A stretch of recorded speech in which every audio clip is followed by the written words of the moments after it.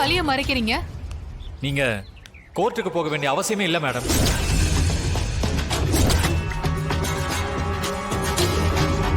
அங்க பாருங்க.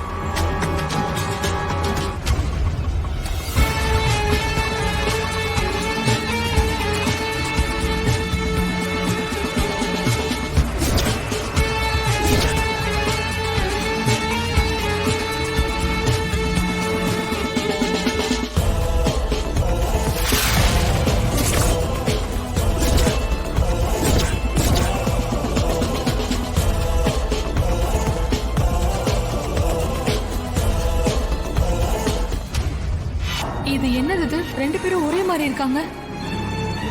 என்ன மேடம் அப்படி பாக்குறீங்க? இந்த பொண்ணு தான் ரோஹிணி.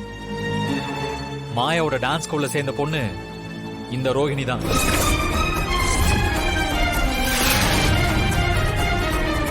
இவளுக்கு கால்ல சின்னதா காயமும் இல்ல, கீறலும் இல்ல. பாருங்க. அப்ப இந்த பொண்ணு? ரோஹிணி, நீயே சொல்லுமா? என் பேரு தான் ரோஹிணி. அவ ராகினி, என் சிஸ்டர். நாங்க ரெண்டு பேரும் ட்வின்ஸ்.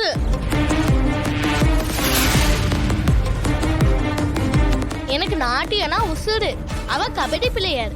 2 நாள் முன்னாடி அவ கபடி விளையாண்டப்ப அவ கால் முட்டியில பலமா அடிபட்டுருச்சு. ஹாஸ்பிட்டல்ல சேர்த்து கட்டு போட்டிருந்தோம்.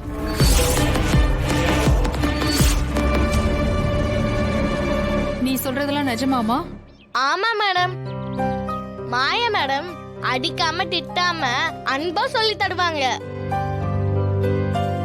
நான் 2 நாள் தான் டான்ஸ் கிளாஸ் போனேன். இன்னைக்கு டான்ஸ் கிளாஸுக்கு கிளம்ப போது அம்மா டான்ஸ் ஸ்கூல் போக வேண்டாம்னு சொல்லி ரூம்ல அடைச்சு வச்சுட்டு வந்துட்டாங்க. சீனு சார் தான் வீட்டுக்கு வந்து மாயா மேடத்தை போலீஸ் வந்து கைது பண்ணிட்டு போன விஷயத்த சொன்னாங்க. அதான் நான் உடனே கிளம்பி வந்துட்டேன். மாயா மேடம் ரொம்ப நல்லவங்க, அவங்கள விட்டுருங்க. லட்சுமி, என்ன பண்ணி வச்சிருக்கீங்க நீங்க? உன் பேர் என்னம்மா? உன்னோட உண்மையான பேரு கேட்டேன். ராகினி. ஏமா, ட்வின்ஸ்ன்றத மறைச்சிட்டீங்க. முதல்ல உங்க மேல கேஸ போட்டு உள்ள தள்ளணும். பாவம், அவங்கள எதுக்கு மேடம் மிரட்டுறீங்க?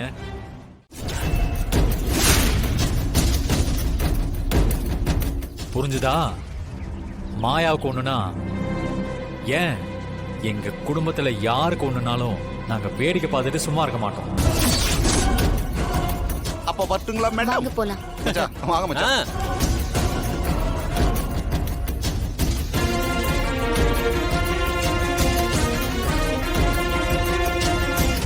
இவங்க கூட கூட்டணி வச்சிருக்க? இனி உன்னை அழிக்க வேற யாரும் தேவையில்ல. இவங்களே போதும்.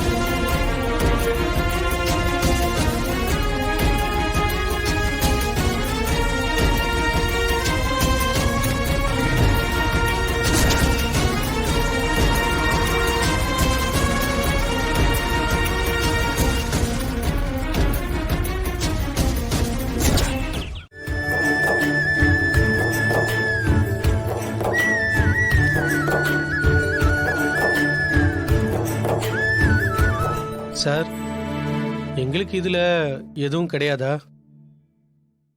நீங்க 2 பேரும் 1 மாசம் ட்ரைனிங்ல தானே இருந்தீங்க. 1 வருஷம் முடிஞ்சாதான் போனஸே கொடுப்போம். சுந்தரேசன், தம்பி என்ன சொல்றாரு?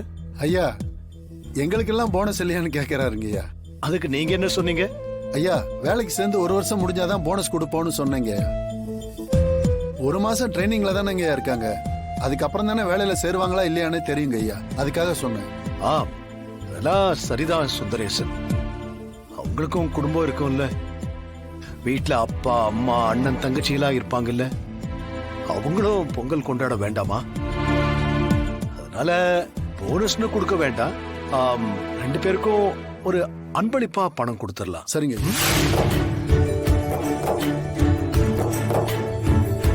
போங்க, போய் வாங்கிக்கோங்க. வாங்க, வந்து வாங்கிக்கோங்க. வாங்க. இந்தாங்க தம்பி, இந்த வருஷம் பொங்கலை நல்லபடியா கொண்டாடுங்க. ரொம்ப நன்றி சார். போங்க, நீங்க போய் வாங்கிக்கோங்க. இல்லைங்க, சார் சொன்ன மாதிரி நான் வந்து இன்னும் 1 மாசம் கூட ஆகல. எனக்கு வேலை கிடைச்சு 1 வருஷம் ஆனதும் நான் போனஸாவே வாங்கிக்கிறேன். எனக்கு இந்த அன்பளிப்பெல்லாம் வேண்டாம். என்ன இவன் மச்சான் கொடுக்கறத வேண்டான்னு சொல்றான்? பெரிய துறை பணத்தை வேண்டான்னு சொல்றாரு. வேணானா விட்டுருங்க. ஏன் தம்பி ஐயா மனசை கஷ்டப்படுத்துறீங்க? அவர் அன்பா கொடுத்தா வாங்கிக்க வேண்டியதானே தம்பி? நீங்க தானுங்க ரூல்ஸ் படி 1 வருஷம் கழிச்சு தான் போனஸ் கொடுப்போம்னு சொன்னீங்க. அதுக்காக தாங்க நானும் வேண்டாம்னு சொன்னேன்.